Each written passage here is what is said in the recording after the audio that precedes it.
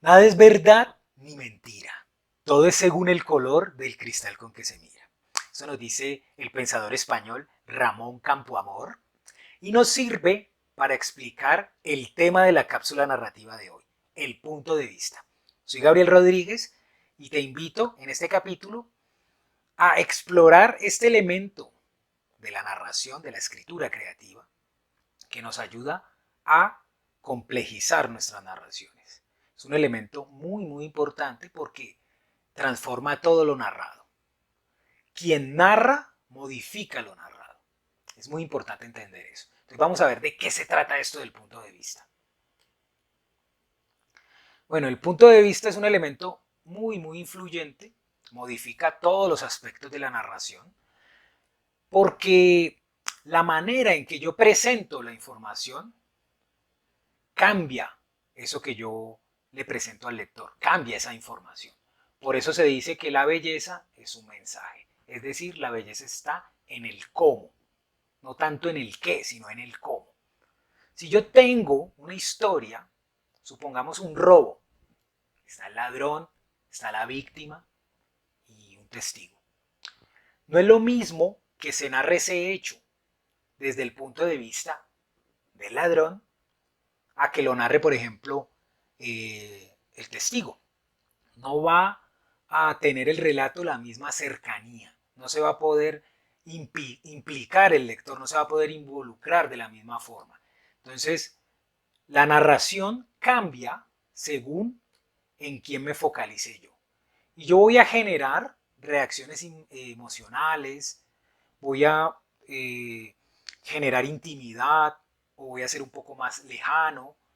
Y en todas esas decisiones que yo tome, el lector va a tener que producir un sentido. Por ejemplo, si yo uso una primera persona, que es un punto de vista del que le están pasando las cosas, punto de vista súper íntimo, súper cercano, el lector va a tener que interpretar lo que ese narrador le está contando. ¿Ok? Va a ver si le cree o no le cree, va a tener que atar cabos. Además, cuando yo me focalizo en un personaje, si yo tengo un narrador en tercera persona que focaliza la narración en las peripecias de un personaje, hacer eso es mostrarle al lector un modo de ver el mundo, un modo de entender el mundo, de ser y estar en el mundo. Lo mismo pasa con la primera persona. Digamos que cada cabeza es un mundo y cuando damos cabida a, en la narración a una voz, a un modo de ser, a un modo de ver, estamos abriendo todo un panorama, todo un mundo. ¿Okay? Muy importante cuando escojamos el punto de vista es la coherencia. ¿Okay? Porque el lector, tú le das un punto de vista, digamos una primera persona, y si le cambias a tercera persona y luego vuelves otra vez a la primera persona de forma abrupta, de forma brusca, de forma, digamos, indiscriminada, sin seguir un plan, porque tú puedes tener varios puntos de vista, pero eso tiene que obedecer a una intención estética. Pero si por descuido se te fue, ahí pierdes al lector, vas a perder credibilidad con el lector y no va a querer seguir tu historia. Entonces, mucho cuidado si tenemos un narrador también en tercera persona que tiene esa potencia, tiene esa capacidad de ingresar a la mente de los personajes, cuando está focalizado en un personaje y sigue todo lo que ese personaje piensa, todo lo que ese personaje vive, y de repente va a mostrar lo que otro personaje también vive, debe haber una coherencia y debe haber una intención. Nos muestra lo que otro personaje vive por algo, no solo por mostrar que el narrador tiene esa capacidad, sino que debe seguir una intención. Muy importante eso. Y bueno, el punto de vista plantea unas preguntas. Tenemos que tomar decisiones, entonces tenemos que pensar quién mira, quién narra, desde dónde, qué narrador puede utilizar, quién es el que está pensando, quién es el que está sintiendo. ¿Vale? Entonces cuando nos preguntamos eso, nos estamos preguntando por una forma de estar en el mundo, de percibirlo, o una forma de asimilar el mundo, de entenderlo, de reflexionar sobre él. Cada cabeza es un mundo, ojo. Entonces, si yo escojo a un personaje que tiene un pasado, que tiene unos traumas, que ha vivido ciertas experiencias vitales, pues su manera de entender el mundo va a ser particular, va a ser propia de ese pasado. Entonces, cuando elegimos un punto de vista, elegimos no solo una voz que va a narrar, sino que elegimos todo un entramado, toda una idiosincrasia. ¿Okay? Lo mismo esta mirada, ¿no? Esta forma de percibir. No es lo mismo un niño, por ejemplo, que está percibiendo una acción con su inocencia, con su desconocimiento, que, digamos, una persona que es vieja, ¿no? Que ya ha vivido la vida, que tiene un desencanto y que tiene pues una experiencia. Y ahí se conjugan ese percibir con ese entender. Entonces, este personaje que tiene una ideología, una manera de estar en el mundo, eso va como a contaminar su mirada. Entonces, si es un personaje, digámoslo así, malo, pues va en lo que ve, va a proyectar esa maldad, lo va a impregnar de maldad.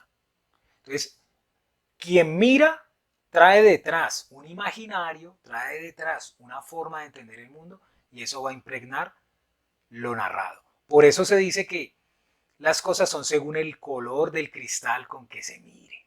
¿Okay? Ese color es esa forma de entender el mundo, esa forma de percibir el mundo, esa mirada. También esto del punto de vista genera una implicación intelectual, ¿vale?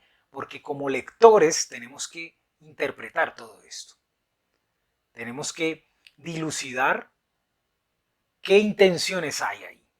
¿Vale? Entonces cuando un narrador o cuando un personaje nos cuenta algo, nosotros debemos deducir que eso es producto, digamos, de una mirada que proviene de unos traumas, de un pasado, de unos recuerdos que impregnan de unas situaciones. Entonces hay siempre esa implicación intelectual y yo creo que también sentimental, como que se crea una empatía.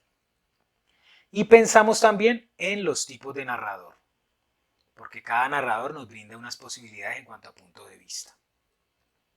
Entonces tenemos la primera persona. A través de la primera persona, pues el mundo es presentado con lo que el personaje siente. Experiencia del mundo a través de un personaje, de lo que siente y de lo que piensa. Vamos en carne propia, en la piel del personaje.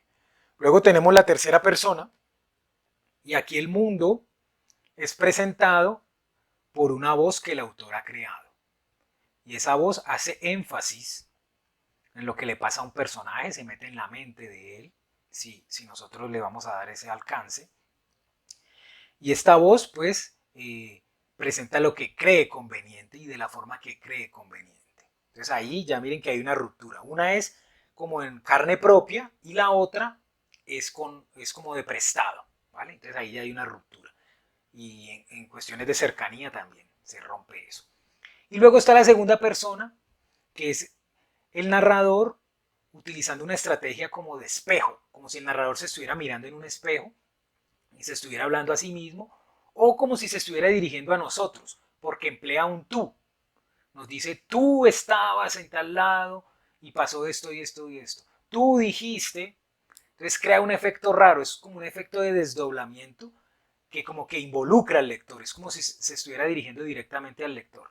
O les digo, o pienso yo, es como una primera persona un poco extraña, desdoblada, que parece que se estuviera mirando al espejo y se estuviera diciendo eso a sí mismo. Y bueno, estos tipos de narradores nos presentan unas posibilidades, nos permiten unas posibilidades mejor en cuanto a los tipos de punto de vista. Entonces tenemos un narrador que puede acceder a la mente del personaje. Tiene esa potencia, tiene esa capacidad. Y hay un narrador que no tiene esa capacidad y tiene que inferir lo que piensa, lo que siente un personaje. No puede meterse en su piel. Entonces están estos dos tipos de narradores como a grandes rasgos. Si ese narrador está en la historia, si es un personaje de la historia, si es un narrador intradiegético, o sea, está dentro de la acción, y es un narrador que puede acceder a los procesos mentales de los personajes, pues en este caso sería el narrador protagonista, digamos, sería el punto de vista del mismo protagonista. Este narrador intradiegético, si no tiene esa capacidad, si solo puede observar desde fuera, si solo puede ser testigo y puede inferir, entonces es un narrador testigo.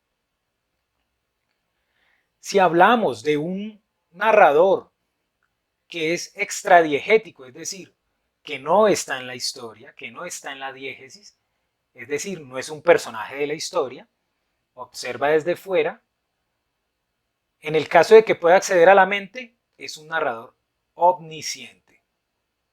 En el caso de que no pueda acceder a todos los procesos mentales, es un narrador cuasi omnisciente, está en tercera persona, pero no tiene esa facultad para entrar a la mente de los personajes. Esto del punto de vista es como pensar la distancia con la que nosotros le brindamos los asuntos del cuento al lector y generamos empatía. Entonces hay una distancia que es temporal, espacial y otra distancia que es emotiva, y eso se presenta en la narración según cómo yo me acerque, cómo genero esa cercanía.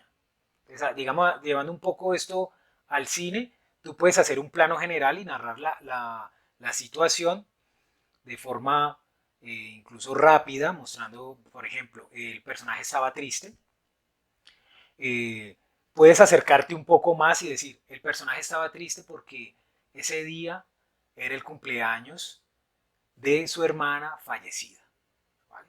Y puedo hacer un primer plano, acercarme mucho más y decir, sus ojos estaban aguados, le temblaba la voz, las manos le sudaban.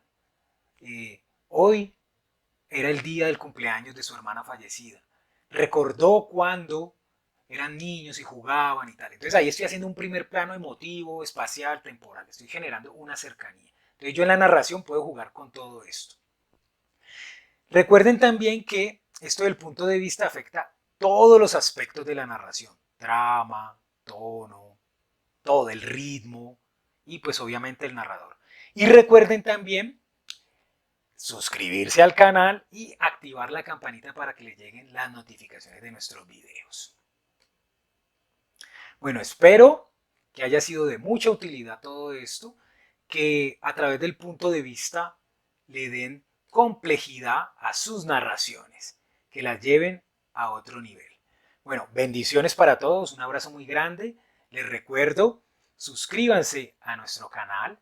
Les voy a dejar aquí también una playlist con todas las cápsulas narrativas que juntas hacen como un curso de técnicas literarias para que las veas y mejores tus narraciones.